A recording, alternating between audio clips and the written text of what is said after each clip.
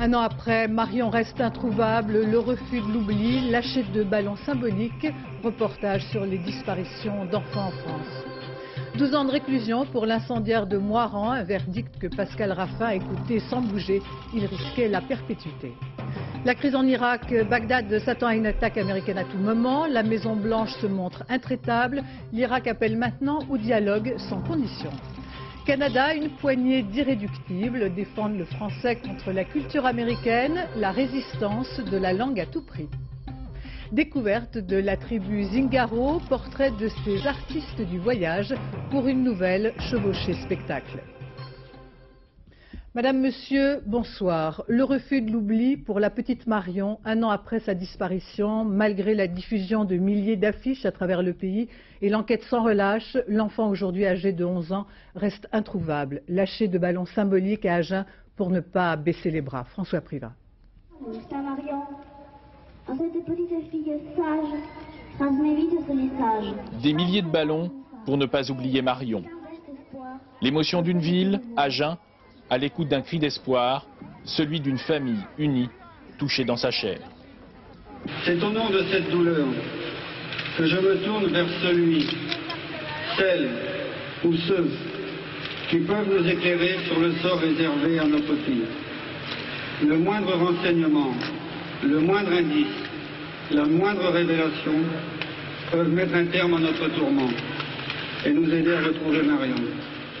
Une photo devenue familière.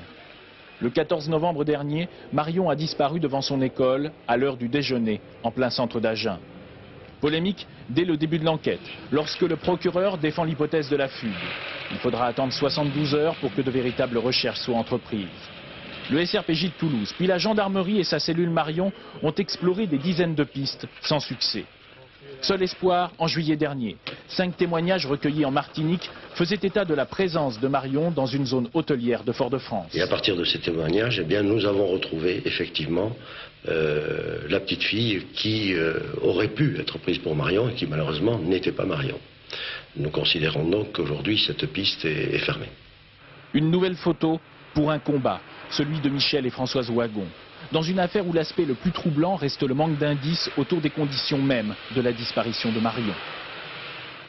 Depuis le 1er janvier, 35 000 mineurs ont été signalés par les services de police pour avoir disparu. En réalité, la grande majorité d'entre eux seront retrouvés dans les 48 heures. Reste que cette année, comme Marion, 2 enfants, Cécile et Christophe, n'ont toujours pas été retrouvés. Daniel Wolfrom et Jacques Grégor ont suivi les services spécialisés de la gendarmerie. On vient de recevoir un message du fichier central pour une disparition de mineurs.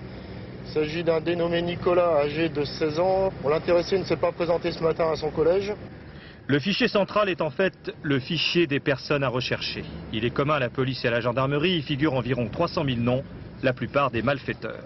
Mais dans le cas d'une disparition de mineurs, le signalement est diffusé au plus vite à toutes les polices de France, 1 heure environ après l'alerte des proches. C'est au fort de Rosny-sous-Bois que tout est centralisé. La police et la gendarmerie recherchent aujourd'hui 4 640 mineurs. 4 500 sont en fugue, 100 détournés par un de leurs parents. Une quarantaine, eux, sont en danger. La brigade d'Evry continue ses recherches. Les stations-service des autoroutes sont des lieux de passage importants, susceptibles de faciliter l'enquête sur le jeune homme disparu. Il s'agit la plupart du temps de disparitions liées à des fugues. Les mineurs sont retrouvés d'ailleurs assez rapidement dans les 48 heures. Bonjour madame, gendarmerie d'Evry.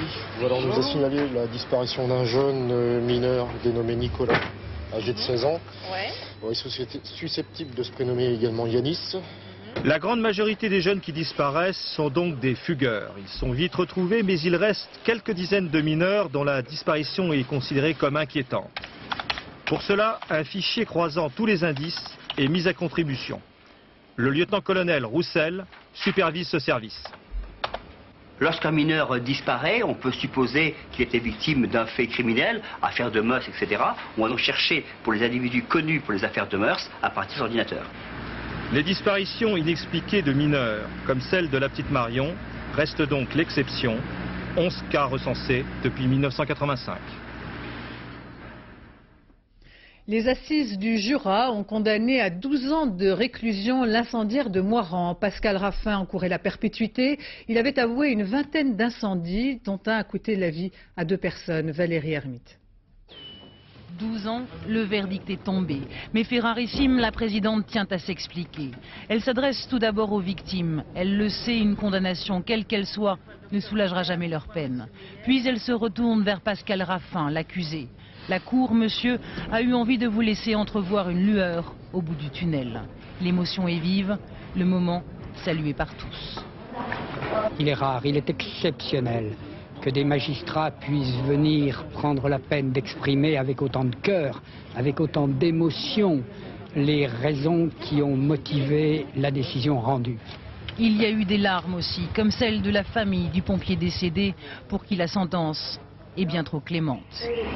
Je suis vraiment révoltée.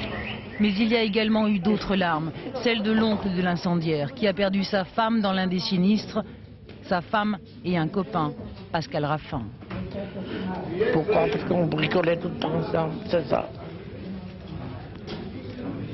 Et maintenant, j'ai plus rien. Ils sont tristes, les habitants du Haut-Jura. Tristes pour les victimes de Pascal Raffin, mais aussi parce que l'incendiaire est un enfant du pays. Triste enfin parce que la presse s'est parfois amusée au sujet de leurs incendies. Aujourd'hui, la justice a été rendue et plus personne ne songerait à sourire. Il est bien loin le temps où l'on a pu se moquer des habitants de Moirans. Violence à l'école, un tout nouveau collège à Saint-Ouen en Seine-Saint-Denis en grève depuis une semaine pour protester contre le manque de moyens dans un établissement pourtant ultramoderne et situé dans une zone difficile. Nathalie Moisan, Pierre Moscovitch. Trop beau pour être vrai. Un collège de banlieue spacieux, presque luxueux. Pour les enseignants et les élèves, c'était un cadeau de rentrée, mais tous ont vite déchanté. Vous avez un joli CDI ici? Oui, il est très très beau, il est magnifique, les locaux sont très très bien faits. Notre problème, c'est qu'il est vide. On a en moyenne 2 livres par étagère et il n'est absolument pas doté en ordinateur. Une bibliothèque sans livres, une salle d'informatique sans ordinateur, un gymnase au placard vide. Voilà, je vous présente le local à matériel comme on me l'a présenté en début d'année. Et il est resté en l'état. Comme si seul le financement du bâtiment avait été prévu, mais pas les frais de fonctionnement. Illustration de cette absurdité, 2 agents prévus pour nettoyer 6000 m² et 2 surveillants pour 530 élèves. Du coup, les profs sont en grève, soutenus par les parents d'élèves. Un secrétaire, et que soit rectifiée une défaillance des services académiques, c'est-à-dire l'inscription de Saint-Ouen au plan anti-violence. Il n'y a pas d'infirmière, il n'y a pas de matériel informatique, enfin, il n'y a pas de professeur de maths. Je crois quand même c'est un minimum quand on construit un collège comme celui-là, tout neuf. On nous a offert une voiture luxueuse, mais on ne met pas d'essence dans la voiture et on nous dit quand même de rouler. Alors c'est un peu embêtant pour faire un travail comme ça.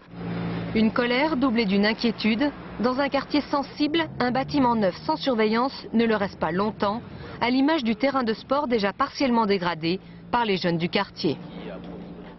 À Montpellier, réunion des maires de 40 communes aux prises avec la violence quotidienne. Parmi eux, le maire de Vaux-en-Velin, cité de banlieue lyonnaise, a la réputation particulièrement difficile. Le reportage que vous allez voir montre que la réalité est plus contrastée. Nos équipes ont passé 2 jours avec les policiers du commissariat de Vaux-en-Velin, Ben Fessal, Vincent Bouffartigue.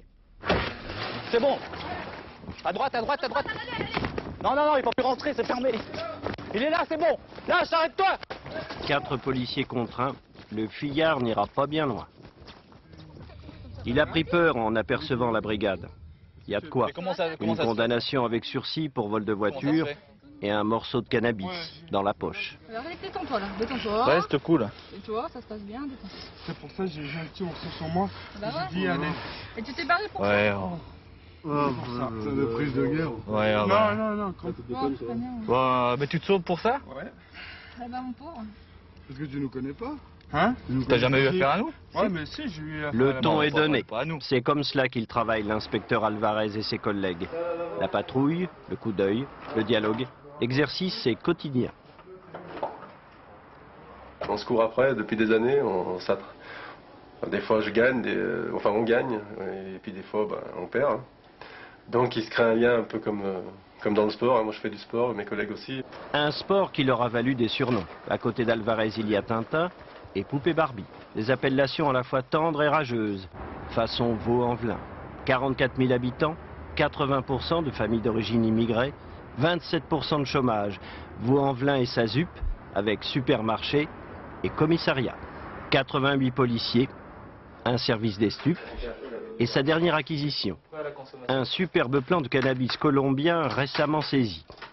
Il y a d'autres trophées, quelques pistolets, de l'héroïne.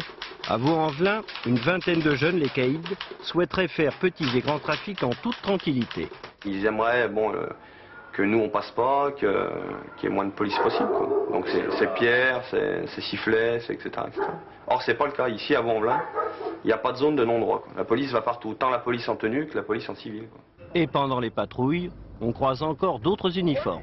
On a un collègue gendarme aussi qui reporte le bitume depuis longtemps. Hein.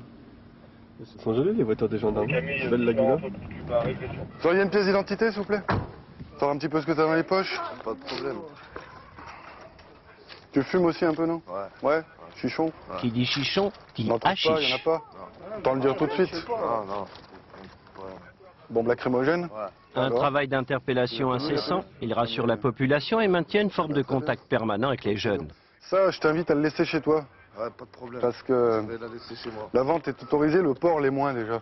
Savoir glisser sur le délit mineur, autrement dit adapter la répression, c'est la philosophie du grand patron, Madame le commissaire, 33 ans, d'origine algérienne. Mais ne comptez pas sur elle pour penser son rôle en termes de ghetto communautaire. Quand je suis arrivée, il y en a peut-être qui se sont dit allez de notre côté, c'est bon. Moi, je leur rappelle le respect de la loi et le respect des gens. Donc, je ne fais pas de cadeaux. Je ne suis pas là pour faire de cadeaux. Hein. Et le problème, c'est qu'ils parlent de communauté, de leur communauté. Ils sont en France, ils sont pour la plupart français, de nationalité, mais alors ils n'ont toujours pas compris. Une incompréhension qui fera courir longtemps encore les voleurs et les gendarmes. Ceux du commissariat, le vendredi, c'est en VTT qu'ils courent, pour le plaisir. Et comme cela n'est au vent, il vérifie que Vaux-en-Velin peut aussi avoir des allures de cité tranquille. Au large de Dunkerque, hier soir, incident entre un chalutier belge et des bateaux de pêche de la région. Apparemment, le navire belge aurait pris son hélice dans les filets des Dunkerquois, provoquant leur colère. Sous bonne garde, le chalutier belge a été remorqué, escorté par 2 vedettes françaises. Ce n'est pas la première fois que ce type d'incident se produit. Une enquête est ouverte. L'équipage est resté en liberté. 20e jour de grève pour les marins-pêcheurs de l'armement Pétrel de Lorient. Leurs bateaux restent à quai. Ils réclament une amélioration de leurs conditions de travail. Depuis le rachat de leur entreprise par Intermarché il y a 18 mois, ils sont devenus salariés. Florence Bouquilla, Jean-Louis Normandin. La lassitude au 21e jour de grève. Sur le port de Lorient errent les marins-pêcheurs. Un port désert. Les bateaux sont à quai, sous haute surveillance. Avant, si tu voulais faire visiter un bateau à un collègue, là, tu pouvais monter à bord. Hein, tu voulais visiter un bateau, ben, tu faisais visiter à tes parents, tes cousins, des amis, on pouvait monter à bord. Ça vous fait quoi que votre bateau soit gardé? Eh ben, c'est un peu triste, hein. Nous, on attend nos sacs, monter, faire tourner les machines et partir en mer. Faire le métier qu'on aime, voilà. Dans de bonnes conditions. Des conditions de travail qui se sont dégradées depuis 18 mois, depuis que Pétrel, filiale d'Intermarché, est devenu leur armateur. Avant, la marée durait 15 jours. Maintenant, la mer les prend 28 jours durant. Au large de l'Écosse, ils pêchent, mais doivent encore trier et conditionner le poisson. Ce qu'ils veulent, des jours de congés supplémentaires, de l'argent, de la considération. Ils ne connaissent pas le métier de toute façon. Et les vieux armateurs, ils connaissaient le métier. Et ça, pour ces marins, c'est un vrai choc. L'affrontement de 2 cultures, celle de la mer et celle de la grande distribution. Pour Bernard, 51 ans, 25 ans de pêche, le symbole, c'est la suppression de la godaille, la part du poisson qui revenait aux pêcheurs. C'était pas primordial, mais on y tient quand même à cette godaille. Et cette part en poisson, on l'aime et il faut qu'elle nous revienne. C'est un sentiment général. On a fait des efforts pendant donc maintenant 18 mois, mais nous ne retrouvons pas nos efforts dans nos salaires. Je crois que c'est un signe, ça va très mal, très très mal. Est-ce qu'on a encore raison d'exister? Combien sommes-nous? Pas nombreux. L'amertume après 21 jours de grève. Aujourd'hui, Intermarché a accepté de recevoir les marins. Une première rencontre, un échec, mais le dialogue reprendra lundi. Sécurité sociale, cette nuit, le Sénat a totalement modifié le projet de loi de financement de la sécurité sociale pour 1998. La Haute Assemblée a rejeté le basculement des cotisations maladie sur la CSG et la mise sous condition de ressources des allocations familiales. Gérard Longuet, ancien ministre UDF, a été relaxé par le tribunal correctionnel de Paris, jugé pour recel d'abus de crédit dans l'affaire de la construction de sa villa de Saint-Tropez. Gérard Longuet n'a pas caché sa satisfaction. C'est un grand moment de joie pour tous ceux qui m'ont fait confiance, a-t-il déclaré. Celui qui avait démissionné en 1994 du gouvernement Balladur à cause de cette affaire a annoncé tout à l'heure qu'il se représenterait aux élections régionales de 1998. À Bordeaux, devant les assises de la Gironde, nouvelles manifestations avec des banderoles formées des fiches des déportés juifs. Alors que le procès de Maurice Papon devait se pencher aujourd'hui sur le service des questions juives, une audience écourtée en raison de l'état de santé de Maurice Papon. Dominique Verdaillan. Maurice Papon prend congé de ses gardes du corps. À 17h30, l'audience est suspendue à la demande des médecins du SAMU. Pour eux, l'accusé n'est plus en état de subir un interrogatoire serré.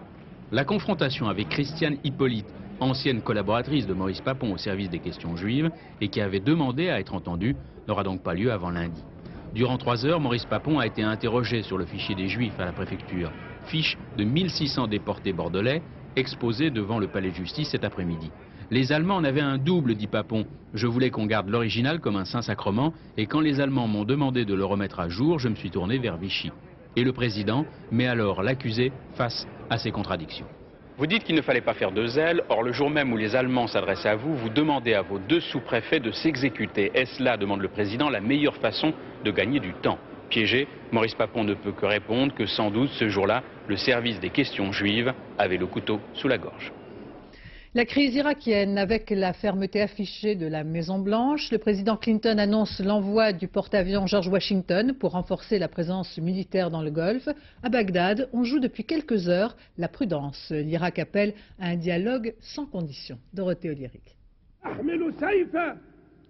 Qu'importe les discours des diplomates, dans les mosquées de Bagdad, les prédicateurs consacrent leur prêche à la confrontation avec les États-Unis. Les fidèles sont appelés à prier pour que l'Irak sorte victorieux d'une éventuelle attaque américaine. Même si le chef de la diplomatie irakienne se dit prêt à un dialogue sans condition, il affirme aussi que l'Irak s'attend à une attaque militaire américaine à tout moment.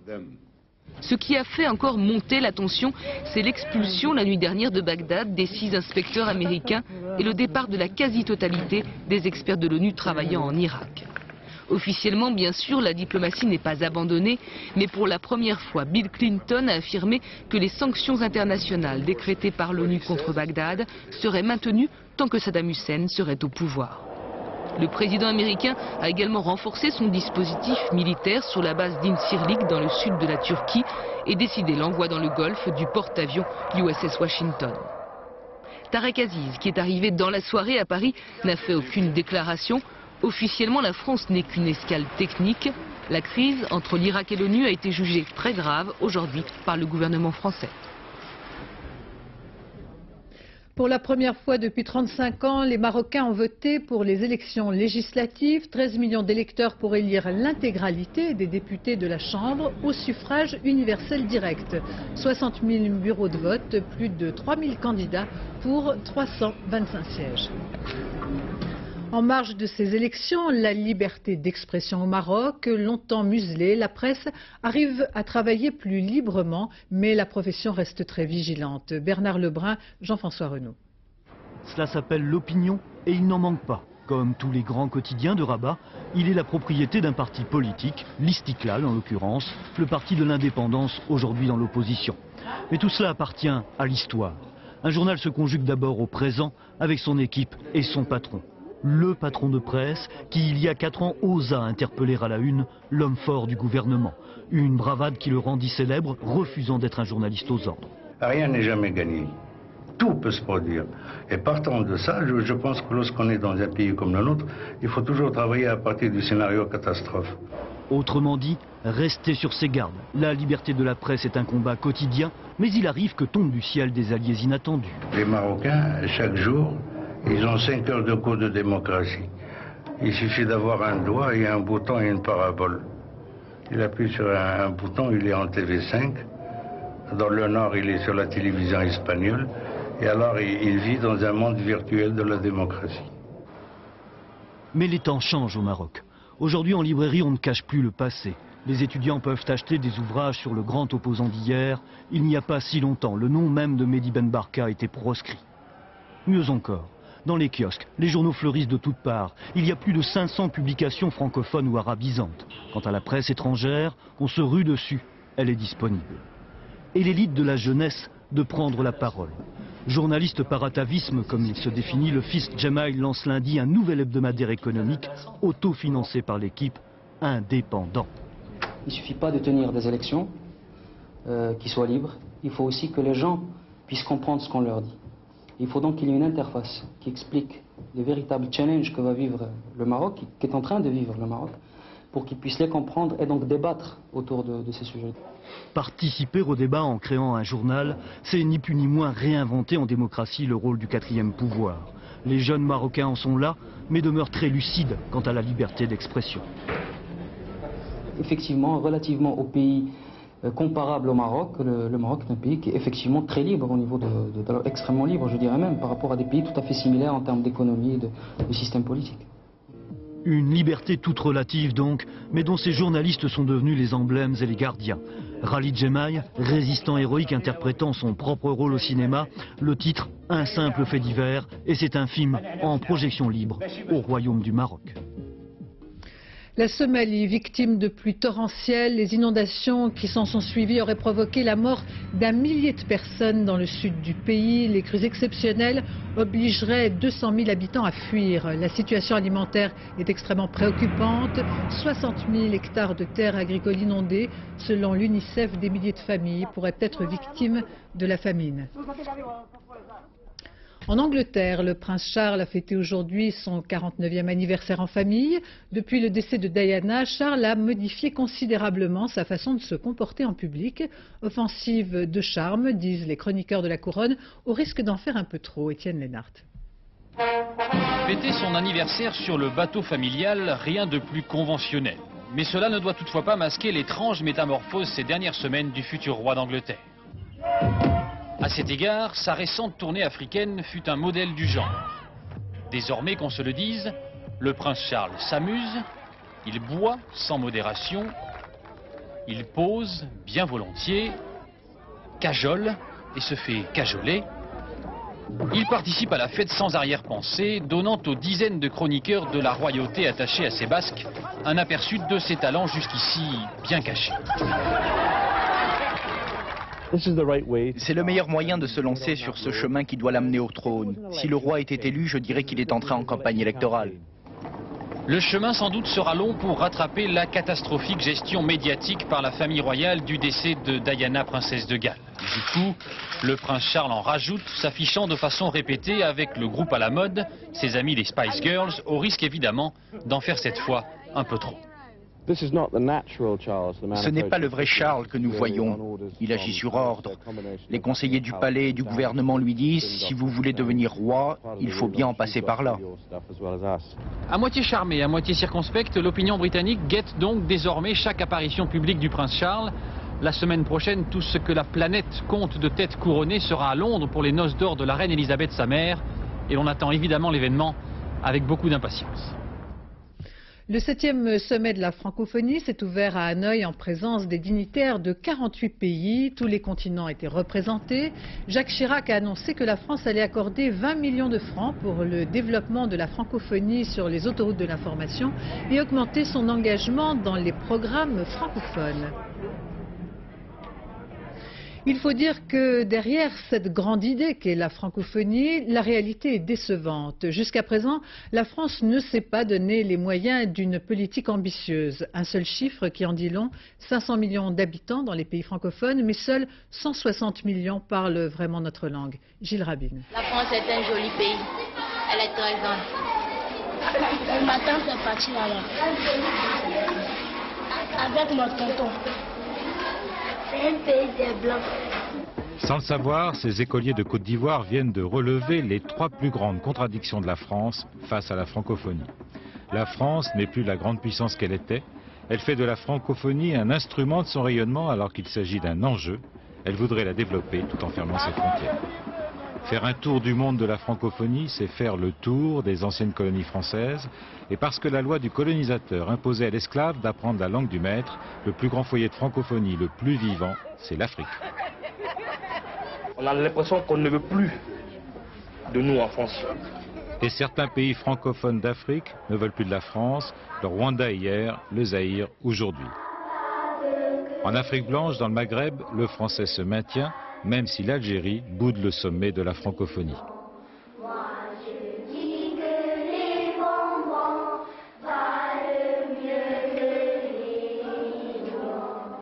Heureusement, car les millions ne sont pas souvent là. La France ne s'est jamais donné les moyens financiers d'une vraie politique pour la francophonie. En Afrique comme en Asie, l'histoire de la francophonie est souvent une suite d'occasions manquées.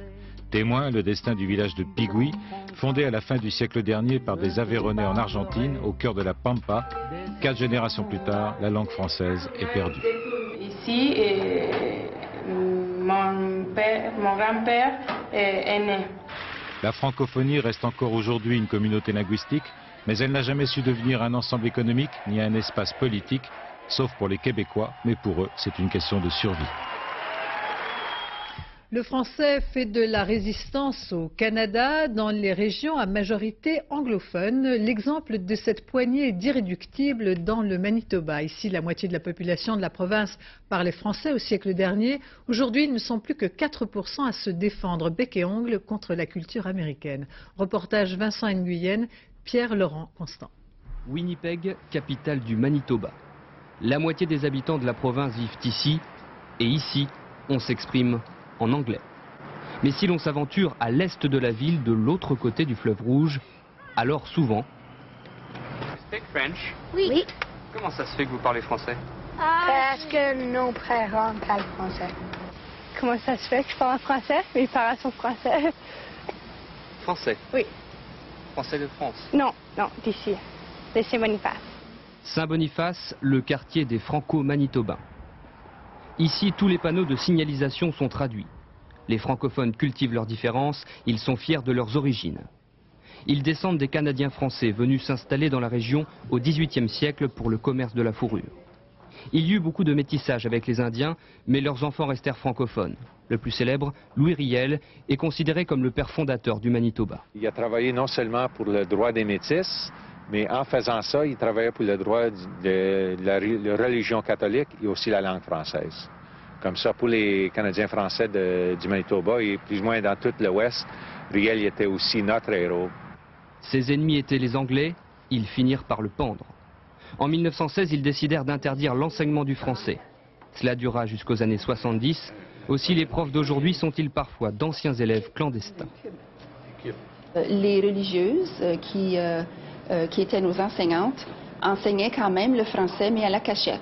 Alors là, quand on savait que l'inspecteur venait, puis on se donnait le mot d'école en école, on cachait nos livres.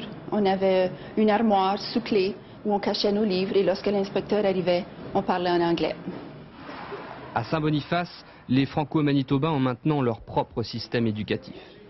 Au collège Louis Riel, qui est Isaïe? On enseigne en français.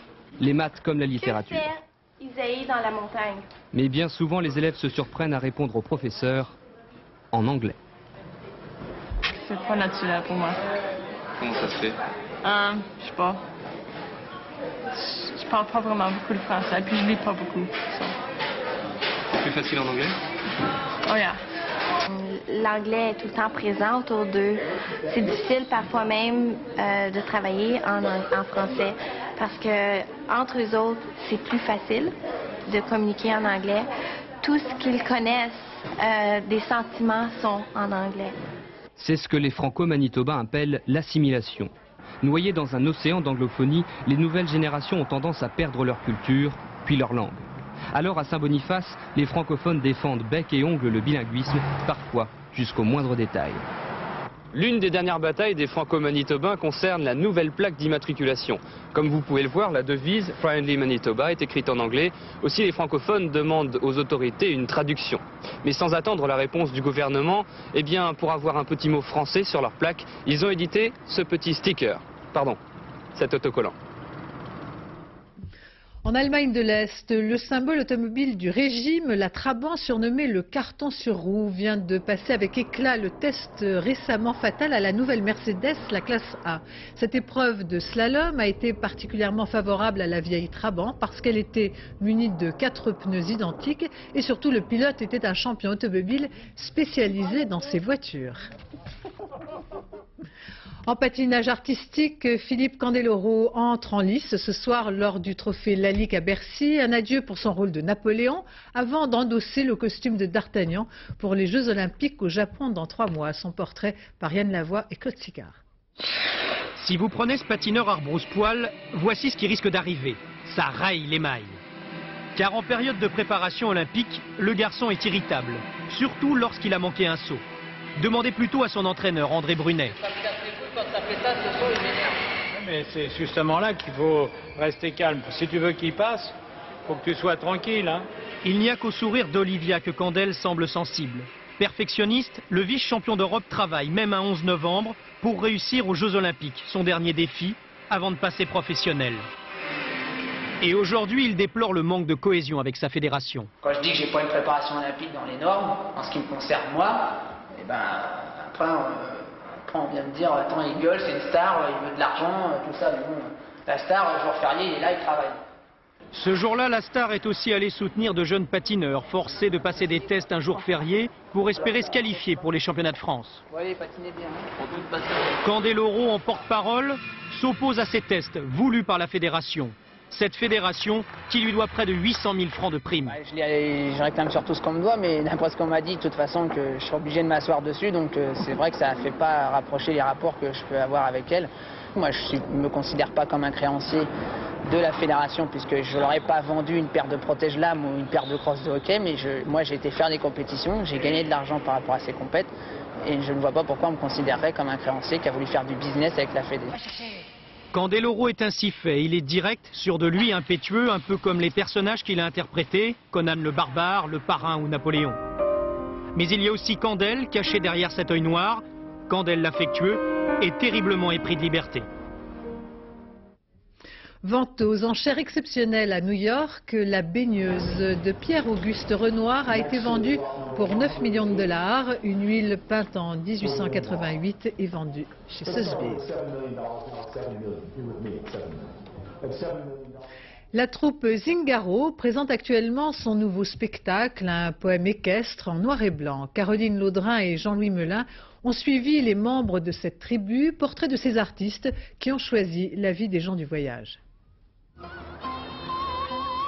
Faire partie de la troupe Zingaro, c'est avant tout vivre en nomade. Quand vient l'hiver, la tribu rentre à la maison et vit là, dans cet enchevêtrement de roulottes et d'abris en bois.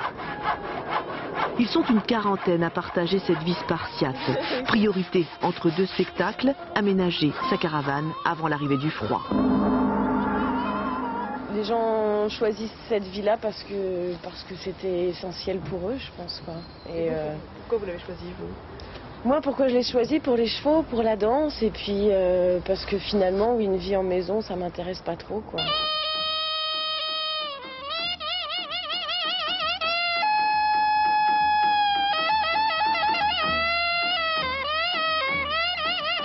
Chaque cheval de la troupe a fait l'objet d'un coup de cœur.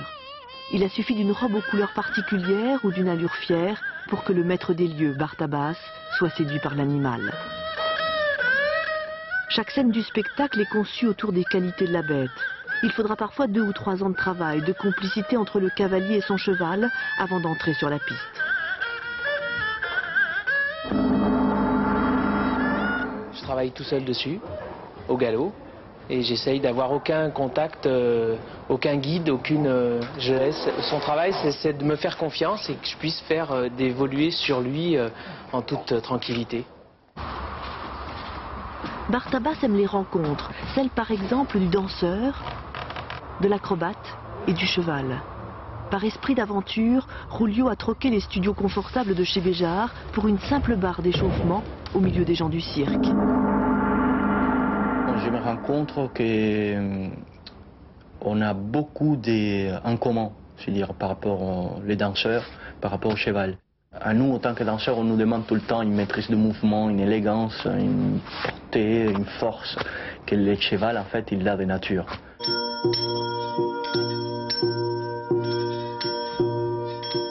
De tous les spectacles de Zingaro, Eclipse est le plus dépouillé. Jeu de lumière en noir et blanc, étoffe de soie, le tout rythmé par une musique coréenne. Il cherchait une musique qui reflète plus l'intérieur des relations de l'homme et du cheval, plutôt que l'extérieur homme-cheval. Donc c'est pour ça que c'est la première fois que je travaille pas avec des musiques de voyageurs, entre guillemets, c'est-à-dire des musiques dont le rythme est basé un peu sur le rythme des animaux. Chaque fois, Bartabas nous entraîne un peu plus dans sa complicité avec les chevaux. Décidément, cet homme aux allures de centaure aime surprendre.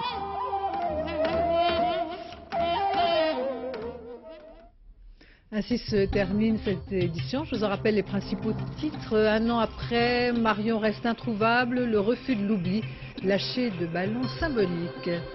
12 ans de réclusion pour l'incendiaire de Moiran, un verdict que Pascal Raffin a écouté sans bouger, il risquait la perpétuité. La crise en Irak, Bagdad s'attend à une attaque américaine à tout moment, la Maison-Blanche se montre intraitable, l'Irak appelle maintenant au dialogue sans condition. Dans un instant, la météo, Isabelle Martinet, température agréable pour la saison, puis le point route, Valérie Maurice, prochaine édition minuit 5, Bruno Roger Petit, demain 7h dans Thé ou Café, Catherine Sellac reçoit Macha Merrill, 13h Laurence Piquet, je vous retrouve demain à 20h, excellente soirée à tous.